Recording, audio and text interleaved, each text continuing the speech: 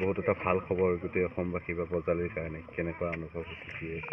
মোৰ ভালে লাগিছে। মই যিমান মানে আশা কৰি আছিলোঁ কিবা এটা পালে হয় বুলি, পাইছোঁ যেতিয়া ভাল লাগিছে। যথেষ্ট কষ্ট কৰিব লগা হৈছিলে, কেনেধৰণে অনুপ্ৰাণিত হৈছিলে? মোক ঘৰৰ পৰা ছাপোৰ্ট কৰে বা মোৰ মানে ওচৰ পাজৰৰ মানুহ ফ্ৰেণ্ড চবেই ছাপোৰ্ট কৰিছিলে। তেওঁলোকৰ বেছি বিশ্বাস আছিলে মোৰ ওপৰত মোতকৈ, মই পাম বুলি। তো সিহঁতৰ তেওঁলোকৰ বিশ্বাস আজি প্ৰমাণিত হ'ল।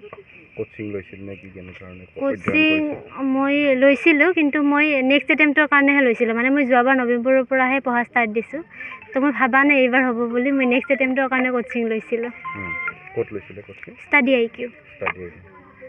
যিসকলে অহাবাৰ এই পৰীক্ষাত অৱতীৰ্ণ হ'ব, তেওঁলোকৰ উদ্দেশ্যে কি ক'ব?